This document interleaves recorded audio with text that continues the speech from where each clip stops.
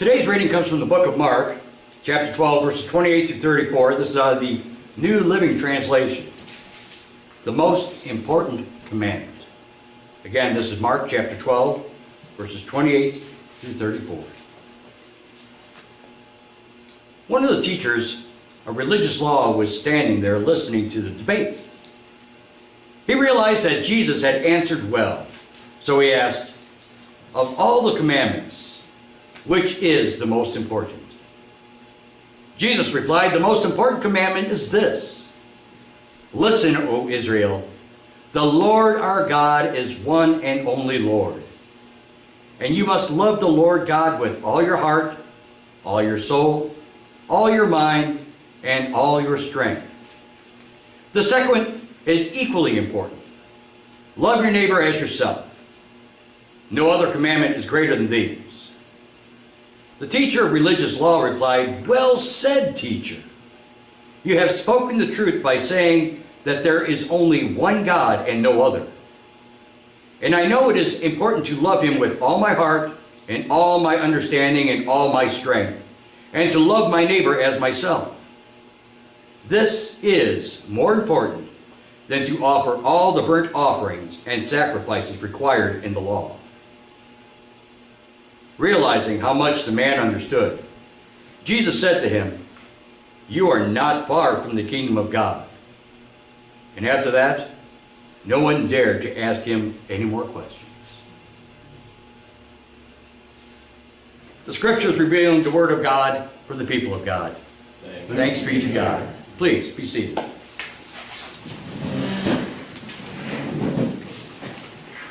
We have a guest speaker with us today. His name is Kevin Dunn. He's from SOAR.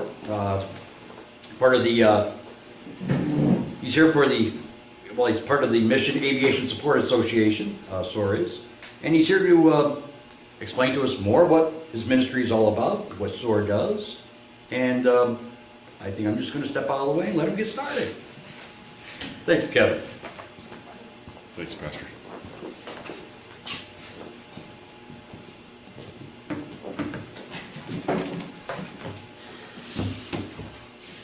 Make sure you're in frame here. Looks like Looks like it. Oh, there you are. Okay.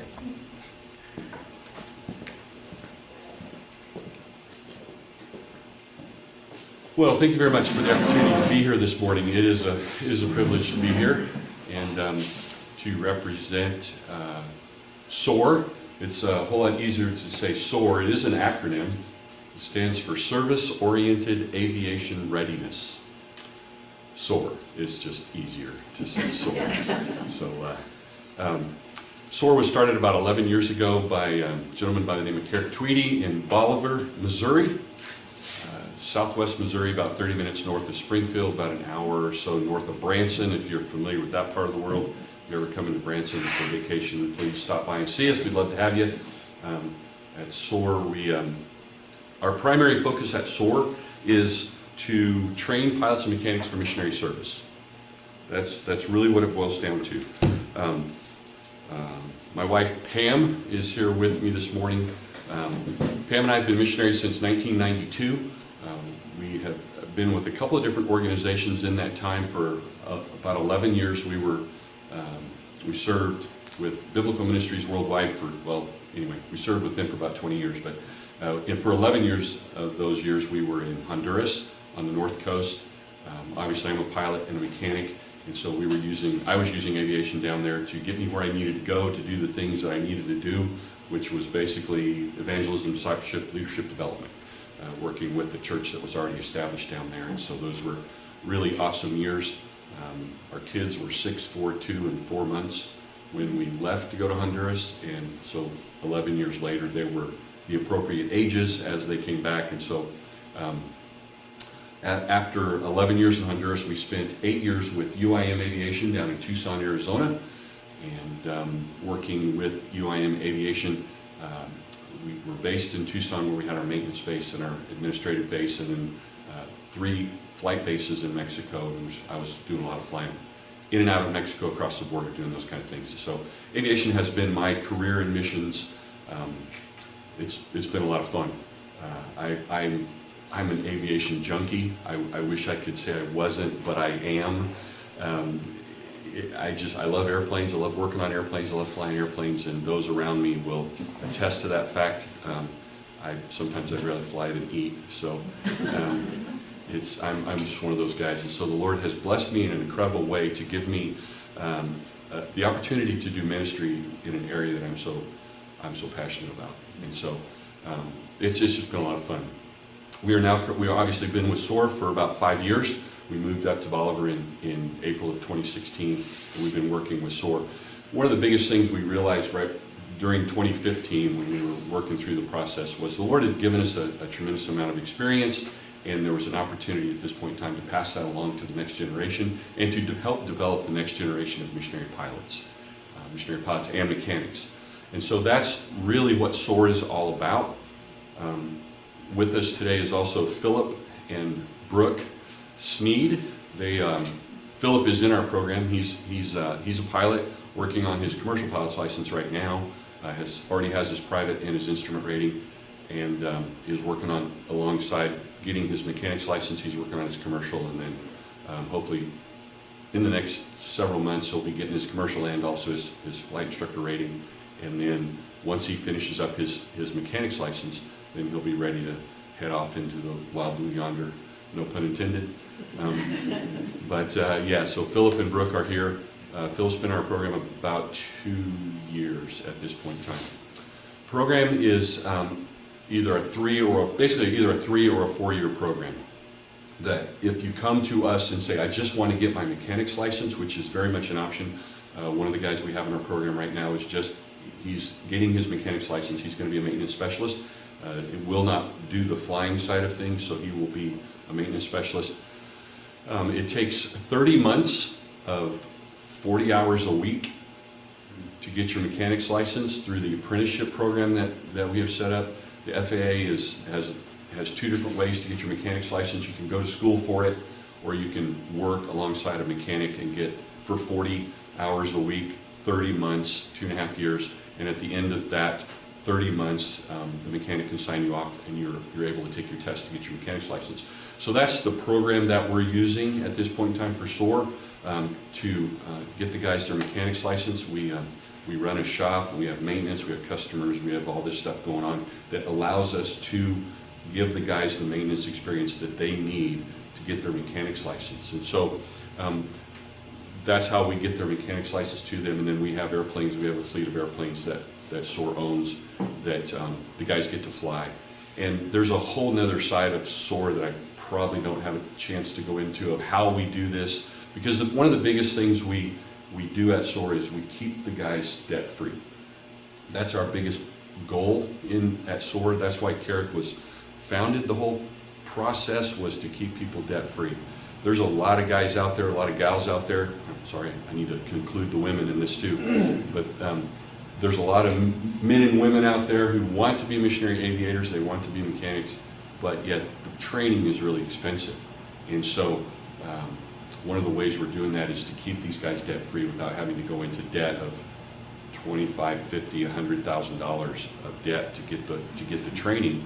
And then many times that debt just overcomes them and they never end up getting to the mission field.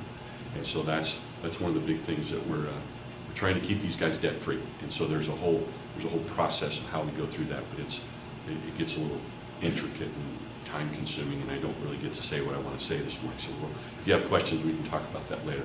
But that is our biggest goal this morning, of keeping these guys debt free. I do want to throw a shout out there to the folks at MASA. MASA, Missionary Aviation Support Association, is the organization at EAA or AirVenture that allows us to do what we're doing today. They set these programs or set these speaking opportunities up for us. They provide, they obtain housing for us. They obtain meals. They provide meals for us on the grounds. They give us cars to use when we need them. And so if it wasn't for MASA, we wouldn't be here today. You understand, because you're from the area, every summer when half the country descends on you, literally descends on you, and all of a sudden things are totally different. That prices go up in the hotels and you can't get a hotel for a year out in advance, and things just get really crazy. And talking to a friend who was headed this way, and there was a hotel 30 minutes west of Oshkosh that they were looking at 3 nights, and it was $1,700. You know, crazy stuff like that, where it's like, what are you kidding me? You know, so you can understand how, as nonprofit organizations, for us to come in and stay for 8-9 days, it's just not possible. We couldn't afford to do this, and so there will be somewhere between 16 and 20 missionary organizations on the grounds all week, representing. There'll be over 100 missionaries that will be taken care of by the Massa people, Lee Small and his crowd, all those incredible people at Massa. So I just want to let you know that they are really the reason we're here, and we really appreciate them doing what they do. And so thanks to Massa, we appreciate those guys. Needed to get that out of there before I forgot it. So there we go. Anyway, so SOAR, back to the SOAR thing. We got some brochures on the back table back there. You can look. Philip and Brooke are actually in here, so you can remember a picture of them. And so there's some other folks in there. SOAR has been around for about 11 years, or about 10 years. We started in 2011. And it took a little while to get some traction, to get the things going, to get students work through the program. And so at this point in time, we have had 5 young people complete the program and make their way out into ministry. We currently have one at UIM Aviation, who he's the first guy who came through the program. He's going with UIM Aviation down in Tucson, where my wife and I came from. And then we have another one who's up in Alaska. Him and his family, Fred and Lydia, are up in Alaska working with MARC. That's not mine. Sorry. Thought I had that shut off. I apologize. No worries. No worries. It's pretty casual around here. I don't know if you noticed, but it is. It's pretty casual. So yeah. It's not God calling, so. It's okay. Good. Yeah. He would. I think he would have called me too. So I didn't get anything. So. Fred and Lydia are up in Alaska with MARC, and then Lance and Caitlin Rensberger are down in McNeil, Arizona with Ethnos 360. Lance is a maintenance specialist. And then we just had a couple come through our program, Matt and Abby McWhorter. They are both pilots, mechanics. They both came through our program, and they are currently up in Alaska on a 4-month internship with Send North. And so they're having a ball up there this summer. We're excited about that. And so we've got those 5 who have come through the program. Currently in the program, I have 3 guys in the program.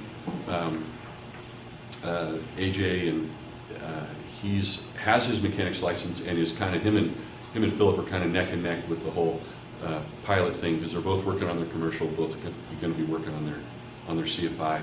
And then AJ got married when he came to SOAR. So he came to town single. He's got married, and it's been a good deal for him, not just the aviation stuff.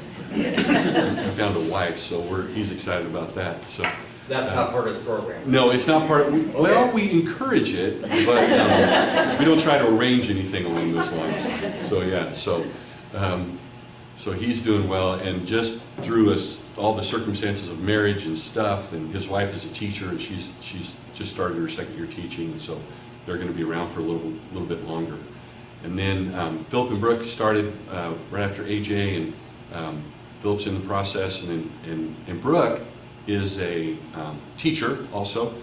She teaches art to kindergartners through 5th graders.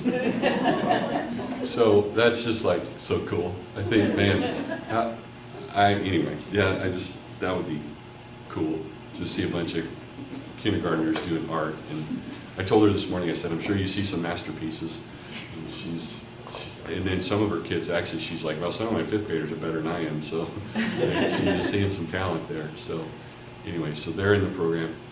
And then we have another guy who just started about 5 months ago, Josh. He's not in the brochure because these brochures were printed before he got here, but he's single, so we're kind of encouraging him, but we haven't lined anything up for him yet. But he's a maintenance specialist, and so he'll be getting his mechanics license. And then Our next student should be arriving sometime in August or September. She is already has her certified flight instructor ratings, all of her licenses and ratings as far as piloting goes. She's currently instructing at Indiana State University, where she went to school, and she's coming for her mechanics license also, because it's still very much needed in the missionary aviation community that not only do you know how to fly the airplane, but you know how to work on it. There's a lot of aviation going on around the world, a lot of missionary aviation going on around the world. I get in front of people and I assume you know everything I know, so I forget sometimes that some of you folks don't know as much about missionary aviation as I do, and I forget about that. But there are over 200 organizations in the United States that use aviation, and some Christian nonprofit organizations that use aviation in some way in their ministry. And so there's just a plethora of organizations out there, large, small, a few big ones and a lot of little ones, but there's a lot of stuff going on out there. And one of the biggest things that we're seeing right now in the industry is that we're getting bigger and bigger airplanes, more and more complex airplanes. Well, we talked earlier about the Quest Kodiak and some of the airplanes that are going on right now, that they're getting to the point where you don't have time as a pilot to do the maintenance. The airplanes are complicated enough to where you need to be focused on flying the airplane, and you don't have time to do the maintenance. You need somebody else who's focused on the maintenance, who can get way deep into the maintenance. And so that's why we're starting to see a lot of pilot only, and obviously we've always had mechanic only, but we're seeing a lot more of that. We're also getting, in the world of missionary aviation, we're doing a lot more helicopters. One of the organizations one of the larger organizations, Ethnos 360, has gone completely to helicopters on their Philippine field. They don't have any more airplanes in the Philippines because they've gone completely to helicopters, because they're spread out enough to where the helicopters can do short runs, and they fulfill the needs. Plus, you don't have to build a runway for an airplane.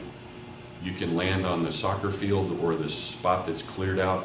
You can clear a spot for a helicopter very, very quickly. The time that it takes to build a runway for an airplane is years normally, and so with the helicopter you can do things a lot more quickly, and you can eventually do what we're all trying to do, right? Is get the gospel to these people, get the Bible translated into their language, and we're literally cutting years off the process by using helicopters. And so there's a lot more complication to the airplanes that we're flying in some ways, and so there's still very much a need for the pilots that are out there to have a mechanics license. And so most of the organizations these days still require their pilots to have a mechanics license. So that's why Madeline is coming in. Even though she's got all the licenses and ratings, she's still going to come in and get her mechanics license, because it opens up a lot more doors for her as far as where she can serve if she has her mechanics license. And so that's kind of where we're at SOAR. We're, like I said, we've been around for almost 10 years, and without going into a lot of the nitty-gritty of some of the stuff that my wife told me to stay away from because it bores most people,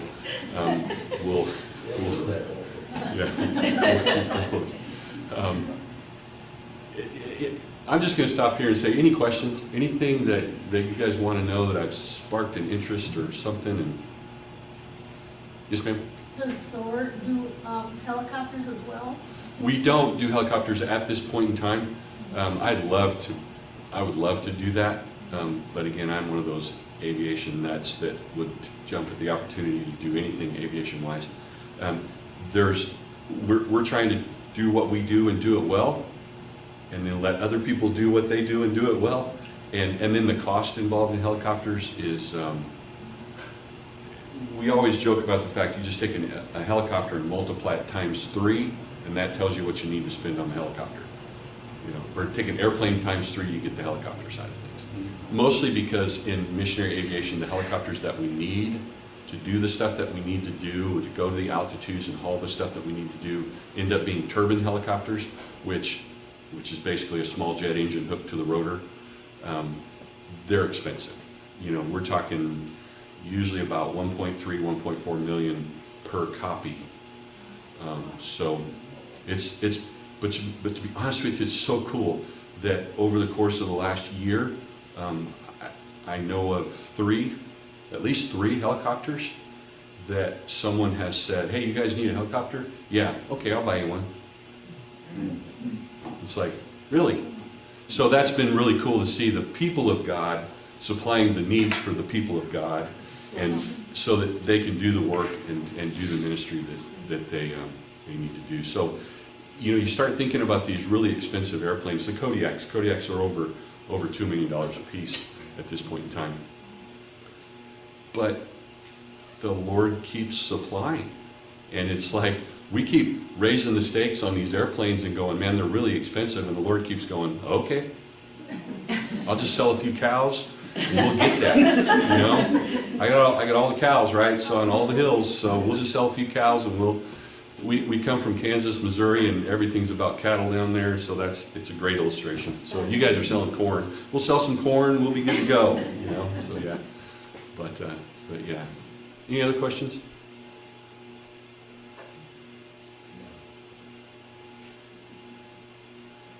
Anything I need to, yes ma'am. So you fly people to other areas of the world as far as to do missionary work? Is that? So what we do at SOAR is train pilots and mechanics, and we stay in the same place. So basically, what missionary aviation would be, the typical missionary aviator is going to fly people and supplies from point A to point B to allow them to do the work that they're doing. When I think about the atypical missionary pilot, he's going to get up early in the morning, he's going to have a schedule set, he's going to go out, get in his airplane, he's going to have 6 or 8 different places that he's going to go to in that day. He'll have a cargo list. At this place I drop off this cargo, at this place I drop off these people in this cargo, the next place I've got these people in this cargo. I might pick up stuff, I might bring something back to the home base, or I might go out and back. And so the typical missionary pilot is going to get in an airplane and fly it most of the day doing the stuff that he needs to do that's scheduled for that day.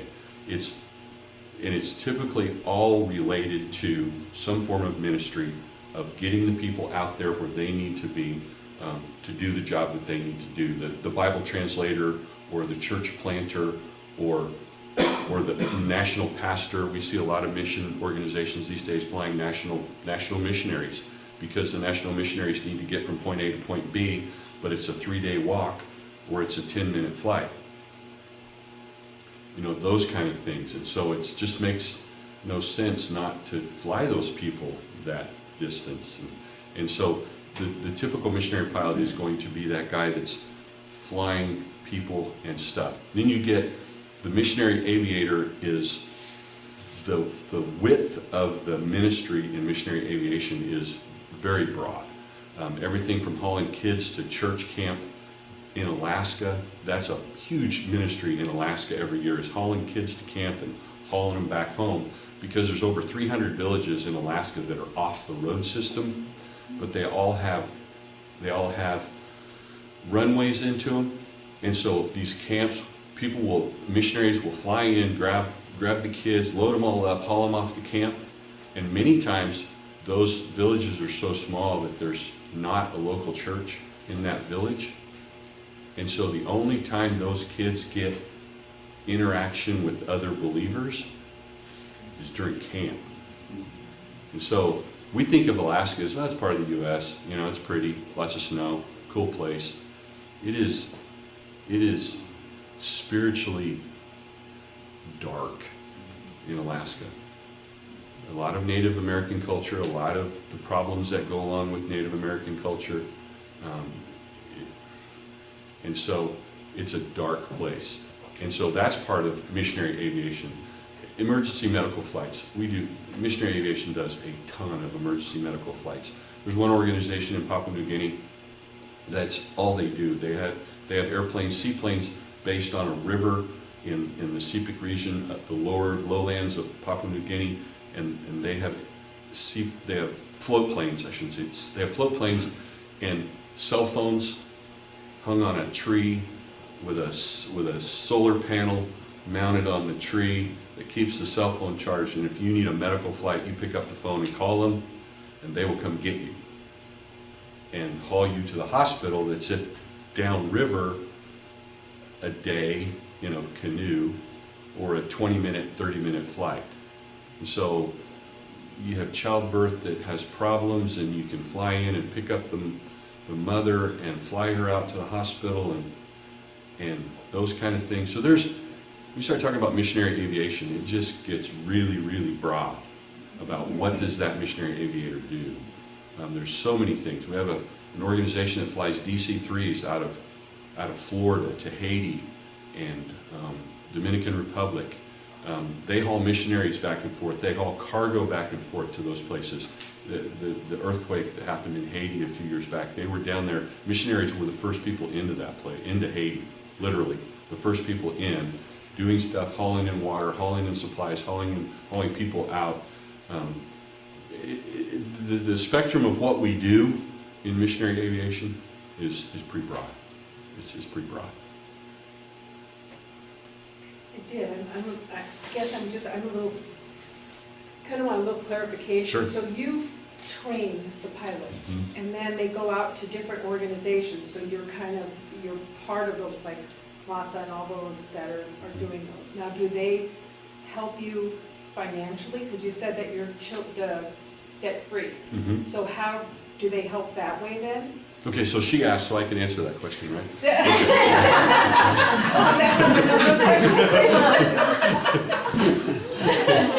Okay.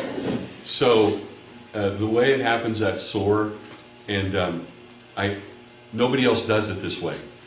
Okay, straight up. Nobody else is doing it like we're doing it, and that just means we're weird. The 30-month apprenticeship program for the mechanics license. Okay, what we do is we back up and say, you guys are going to be missionaries. One of the things you're going to have to do as missionaries is raise financial support. If you can't raise financial support, it ain't going to happen, right? So we make them start raising their support before they get there. So there is a support level that they have to be at before they get, and it's not much. In the overall scheme of things, it's not a lot of money. But they have to be 21 years of age, because we raised our kids, we don't want to raise yours. And they have to be 21, and they have to have a certain level of support, right? And that's not all the money they're going to need to live on. And so they come in, and we start paying them minimum wage for 47 hours a week. Philip will tell you, it's 45 to 47 hours a week. We'll pay them, and then as their support comes in, then they have another deadline that they have to meet 6 months or a year in, to where they have to come in at full support for SOAR. And so that we don't have to pay them for the work that they're doing, and part of their support also goes into paying for their flying. So there's a couple different ways that we keep the costs down for them. One is we don't have any full-time paid staff. Everybody's on their own, everybody's supported, right? So my wife and I, Pam and I, we're supported staff, so we don't take a salary. Carrick and Connie don't take a salary. None of our full-time staff take a salary. We have a couple, Pam works in the office, and we have another office gal. They're paid, but it's doable, right? So that's the big thing. If you don't have to pay salaries, and you guys businessmen in here, and you have a salary that you have to pay, you have a payroll that you have to make, it's huge. If that's your biggest concern, right? Am I going to make payroll? Can I make payroll? Okay, so if you don't have to make payroll, that's a big deal. So then we can take the monies, and then we have a contract with the city, and there's income generated from that we pump back into the program, which allows us to buy airplanes and maintain them, and then rent them to these guys for gas and oil, and a little bit more than fuel cost. Because I'm not going to give it to them for free, because most of the things we get for free in life we don't value. So they need to be part of the program and pay for pay for what they're using, okay? But they're using it at about a third of the cost, because the cost that we charge them for the airplane is a little less than 50% of what the airplane costs to operate. And then we have volunteer flight instructors who have volunteered their time to give these guys the flight instruction that they need. Currently, flight instruction in our part of the world is going for about $50 an hour. And so it is very easy, because we do have a public side that we rent airplanes to the general public, and then that money goes back into maintaining the airplanes. That's really how we keep the airplanes maintained, is by renting the airplanes to the general public. And then these guys get the benefit of that, and then pay basically a third of what it would cost for them to get their pilot's licenses and ratings. And so nobody else is doing it that way. You either go to school at one of the schools out there, and you pay tuition, you pay cost, you pay this, you pay that, and either your parents write checks, really big checks every semester, or something happens, or student loans, or whatever. And so that's how it works.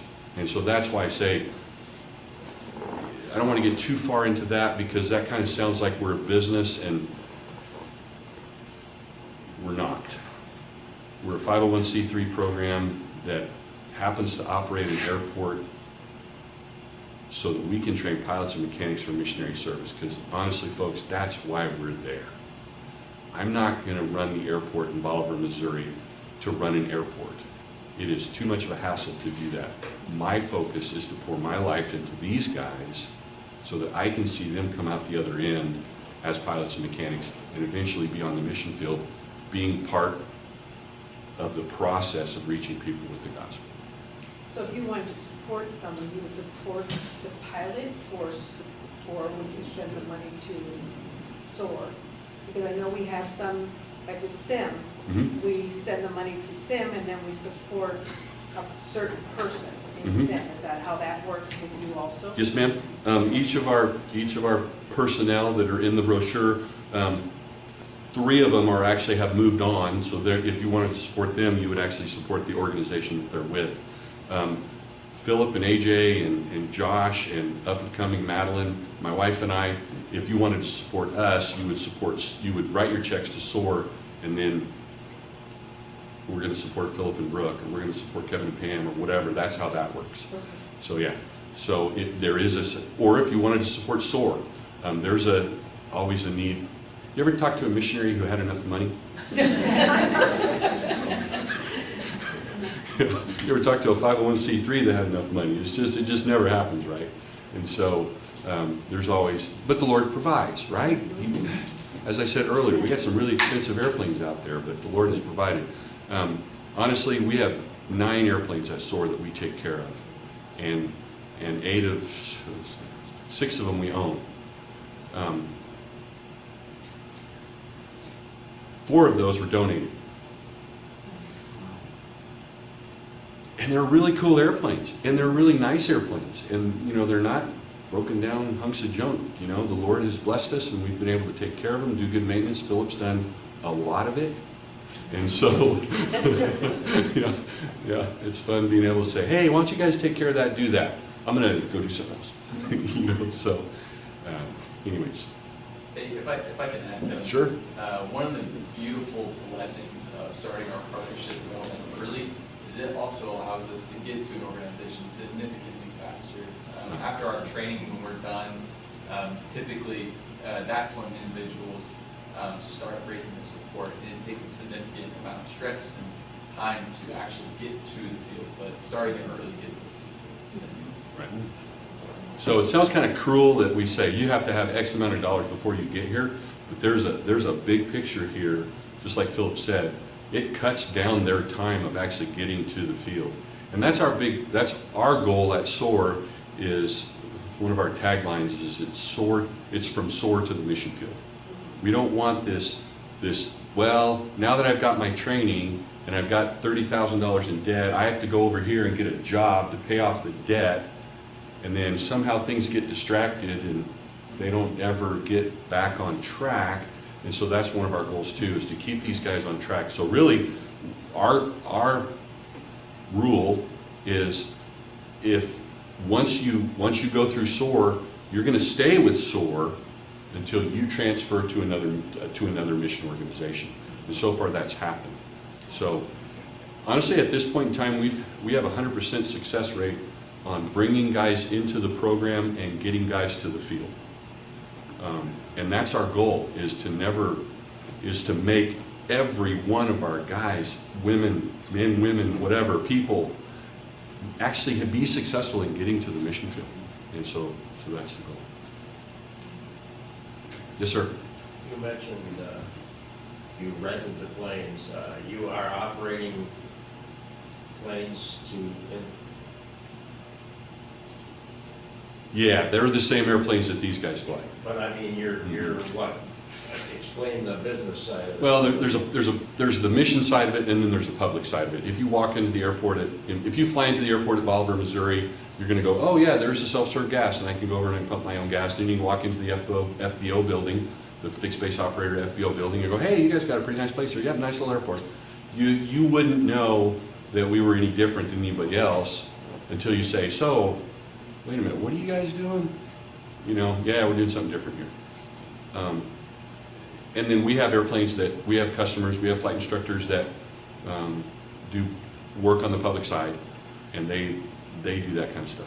Okay, so they're training other pilots that are not part of your program? No, not part of our program. Okay, Yeah. I'm just trying to understand what your Yep. business model. So like I said, I have 3 guys in the program right now, but there's a whole bunch of other guys over here on the public side that are paying a whole lot more than Philip pays for that airplane per hour. And those funds go back into the, I was talking with Carrick the other day, I think we flew our airplanes about 1,400 hours last year. And so, I mean, if you know anything about aviation, that's a pretty good amount when you spread that over 7 to 8 airplanes. I mean, we're flying the airplanes. We've done, this last week we did another 100-hour on one of our airplanes because it came due. So every 100 hours of flight time we have to do an inspection. That was the 3rd 100-hour that airplane had gotten this year. And so, and we still have to get it to the next annual inspection. So it'll push 400 hours just on that airplane this year. So some of them fly a lot, some of them don't fly as much. But yeah, we do have that public side, which generates the revenue that gets pushed right back into the program to benefit Philip and AJ and Josh at this point in time. That's how we keep the rates down for them, is by charging the general public the full rate. Isn't that kind of the way the Kodiaks are financed? Do they sell them publicly to finance the missionary? No. Actually, at this point in time, that program ended a number of years ago. It did. Yeah. Kodiak, or Quest Aircraft, has gone through a couple different ownership changes.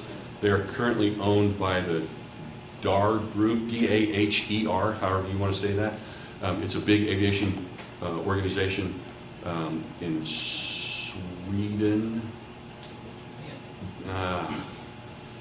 Yeah, it's a big company. And honestly, when they did that, we all looked around and went, that's a good thing, because it gave a huge infusion of capital into that program. The price went up on the airplanes, but it gave a huge, and honestly, it assured the missionary aviation community that airplane is going to be around for a long time. They've built, I know there are over 200 airplanes that they've built at this point in time, so or pushing 200. I think I need to get to the grounds and see what the latest serial number is. So that's one of my goals every year, is to walk up and see the latest airplane, figure out what serial number they're on. So yeah. Yes, ma'am. Do your graduates have a choice of which mission field they will go to? Yeah, we don't set that. We're just like, look, we'll get you to the point, the basic, where you have the basic requirements to go with any organization. Most organizations say you need 500 hours of flight time, a commercial pilot certificate with an A&P, and at least 1 or 2 years of experience as a mechanic. And so by the time our guys get through the process, that's all we're looking to do. And then they certainly have the opportunity to choose whoever they're going to go with. And like I said, we've got several at this point in time that are going with different organizations. So.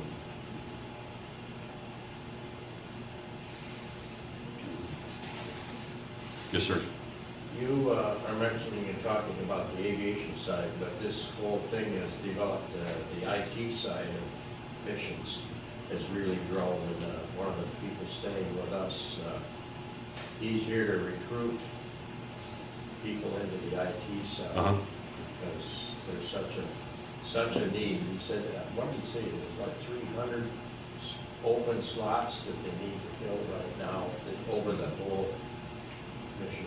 Yeah, IT is obviously has big in every other area of the world, right? In everything we do at this point in time, everything's an IT or like an IT guy. What do you do? What do you do for work? Well, I'm an IT guy. Well, that tells me nothing. But you know, it's huge, and it's getting huge in missions also. And then when you start thinking about the other IT aspects of that is one thing that we're dealing with is drones. Drones are getting bigger and bigger in missionary aviation because you can do things with a drone that you can't do with an airplane. Like if the weather's a little bit bad or you just can't fly, you can send the drone. It doesn't care what the weather's like. It just flies to the point where you tell it to go to, drops the package, and comes home. It doesn't matter if it's cloudy. You know, those kind of things that are really cool that are currently happening around the world. There's an organization, well, it's, yeah, the guys down in Ecuador with iTech are doing that stuff. And so it's cool. Some of the stuff, the IT stuff, and then you start talking about the avionics and the stuff that we've got in the panel of these airplanes these days, as opposed to back in the dark ages when I started flying. It's incredible. Philip has an interest in some of the avionics stuff, and so he's my avionics guru at the moment. And so, because I don't understand most of that stuff, but it's just incredible. The computers that are available, the stuff that's available for navigation in the airplanes these days, it's incredible. So, okay. How long y'all want to go? Oh, you're good. I'm good. Because I can talk all day. I know at some point in time the restaurants are going to fill up, so you always got to be aware of that. You come from the Southwest Missouri fellow Baptist, you know, you got to be aware the restaurants are starting to get full. We got to get so there is a goal in mind, right? This whole thing comes about because I'm in aviation because I read Nate Saint's biography when I was 12 years old, and I thought, wow, that'd be really cool. I'd like to do that. He and Jim Elliott and the other 3 men that were killed by the Auca Indians or the Woyani Indians in 1956, that has impacted thousands around the world. I was one of them. And so I read his biography when I was 12. And I want to do that because that sounds really cool. It is really cool. It's been a lot of work. It's just a lot of hard work too. But the goal for me, being involved in missionary aviation, the goal for the rest of these guys, the passion that we have is yeah, we like to fly airplanes, we like to work on them, but the end result is really what? The end result is sharing the gospel with people that have never heard it, or helping be a link in the chain to get the gospel to the people who have never heard it. And that's the thing. We can't do this by ourselves. Our son is a maintenance specialist in Papua New Guinea with Ethnos 360. They went over there in February. Him and his wife moved over in February. And one of the things that he's talked about is we're a link in the chain. That we're the handle of the spear. We're not the tip of the spear, but we're part of the handle, because you got to have both, right? That translator out in that jungle, trying to translate that language in one of the 800 languages in Papua New Guinea, trying to translate that language, they can't do it if they don't have this supply chain of people that backs them up on a daily basis. We've discovered, or Ethnos has discovered, that using aviation in a new location typically cuts the time frame down by about 10 years from the time they start until the time they finish the translation and have a church established. So that it literally takes time off the clock. And that gives that translator the opportunity to finish and go start it all over again. Instead of spending 30 or 40 years in one village doing one translation, because it takes them 3 or 4 days to walk in there. They take a 45-minute flight into their village, they arrive, and they can start work. They don't have to recover from the journey. And so it literally takes years off the process if they use aviation. And so that's what we're doing, right? That's what we're trying to be. We want to be a part of that chain. that one of those links that eventually gets the gospel to these people. And Pastor read a passage this morning in Mark chapter 12, and as I told him, I don't have time to exposit the whole passage, but I do want to make a couple of points. This is a really cool passage, and it's kind of interesting when you look at in verse 28 of Mark chapter 12. It says, one of the scribes came and heard them arguing and recognized he had answered them well. Asked him, what commandment is the foremost of all? So this is actually the third question that is going to be asked in a series of 3 questions. If you look back in chapter 12, Christ has asked 3 different questions, and all 3 of them are designed to trip him up and get him to say something wrong so that they can say that he's a heretic and say that so they can kill him. Basically, that's really what they were looking for, right? They were trying to find something they could hang him on, something they could pin on him so that they could do that. And so this religious leader, this man said, what is the foremost commandment? And Jesus answered, hear, O Israel, the Lord our God is one Lord, and you shall love the Lord your God with all your heart, with all your soul, with all your mind, and with all your strength. That's it, right there. Love the Lord your God. Love the Lord your God. And there's lots of background here that I don't have time to go into, but this are the words of Moses. It was written a long time ago, even before this. And this is actually one of the verses that the Pharisees would put on their head in their little box. You know, they would wear it on their head because it says keep the word of the Lord in front of your eyes at all times. So they would actually wear it on their head. I'm sure that was very fashionable at the time. And he says, and then he answers the question even further when he says, and the second is this, you shall love your neighbor as yourself. And he's like, oh, ouch. Love your neighbor as yourself. Because that just took those guys and turned them on their head, because they knew what love was, and they loved God. They were doing everything they could to love God, but their neighbors were kind of a different story, right? Did they love the Romans? Did they love the people they were surrounded by? No. We have the story of the Good Samaritan, right, where Jesus actually uses an illustration later when he says, who's your neighbor? He says, well, let me tell you a story about who's your neighbor. Right? It was the Samaritan that actually got the guy and took him and took care of him, paid for it, and the whole bit. So who's your neighbor? Who's the neighbor? The neighbor is the guy that helps you, or your neighbor is the person you need to help. Right? That's really the story of the Good Samaritan. He was being a neighbor to his neighbor. And so, who's your neighbor at this idea? They didn't like this. They didn't like this question. They didn't like this comment, because it's like, oh, wait. That's not what we wanted to hear. And so, what is it about this? When it says, the second is this, you shall love your neighbor as yourself. There is no other commandment greater than these. And the scribe said, yeah, you're right. Yep, God is one. There's no one else besides him. To love him with all your strength, with all your might, that's great. That's the good stuff. And to love your neighbor as yourself, yep, is much more than burnt offerings and sacrifice. And when Jesus saw that he had answered intelligently, he said to him, you're getting close to the kingdom.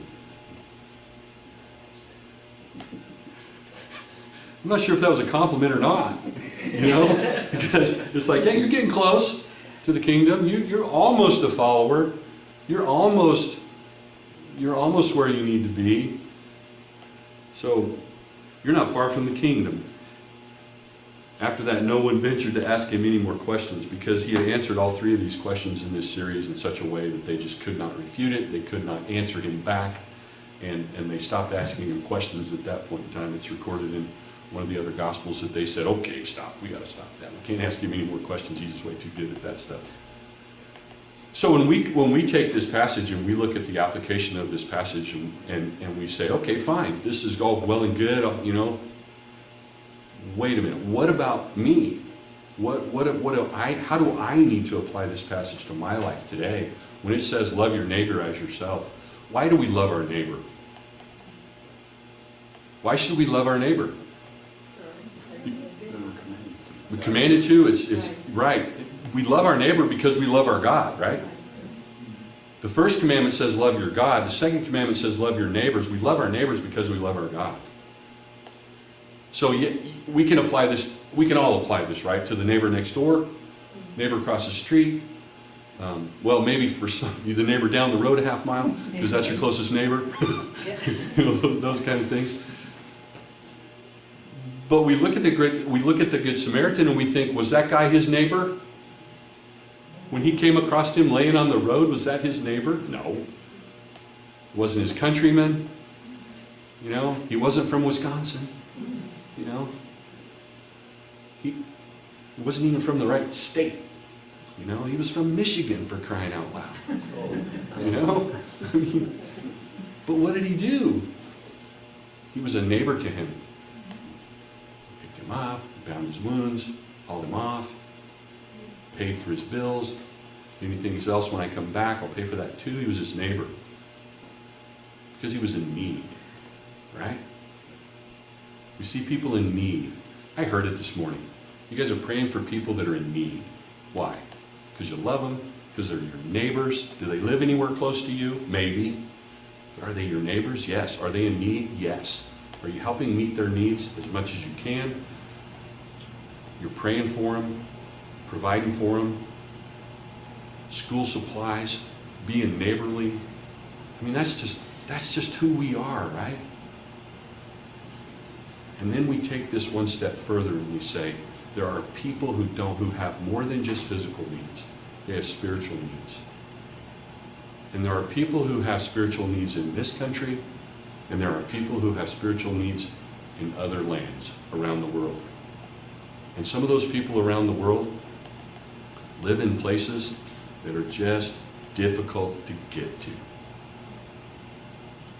But with this incredible thing called an airplane, or a helicopter, or maybe someday a drone, we have the incredible opportunity to be neighborly to them, to meet their physical needs, to be part of that chain, to be able to supply the needs of that missionary, to supply the needs of that church planter, to supply that translator, that Bible translator, that's going to go into that place to share the gospel with that person, with those people, so that they can come to know him, and come to know him in a saving way, so that they too can spend eternity with him in heaven. That's what I want to be about. That's my passion, is to see people come to know the Lord. Not just here. My neighbors, I have a responsibility to my neighbors in Polk County, in Bolivar, Missouri, across the street. I have a responsibility because I live there. You have a responsibility because you live here. All have a responsibility because it says in Matthew 28, 19 and 20, right? Ends of the world. Ends of the world. So it's all of our responsibility, not just in our Jerusalem, but in our Judea, in our Samaria, and to the othermost parts of the world. And so I challenge you. What are you doing in your community to be neighborly? What are you doing around you to be neighborly? What are you doing around the world to be neighborly? To share to not just take care of people's physical needs, but to take care of their spiritual needs. And their greatest need, physical or spiritual, obviously, is to know Jesus Christ, to know him as their personal Savior, so that they too can spend eternity with him in heaven. Amen? Amen. Okay, I'm done. It's 11:30. Way over. There's brochures on the back if you want some of that. There's stuff there. Literally, we'll stay around and talk as long as you want to. But I appreciate. Thank you so much for the opportunity. This, I think you can tell I'm passionate about this thing, right? So, let's have a word prayer. Father, thank you so much for the opportunity to be here. It's always good, Father, to meet with fellow believers and to just glorify you and to share things of you and to share fellowship. Father, I pray for the good folks here that you would just guide and direct them, Lord. Help us all, Father, to do your will, to love our neighbors, and to share the eternal truths of your gospel with them. Guide us, Father, through our day. May we glorify and honor you in all that we say and do. In Christ's name I pray. Amen. Pastor.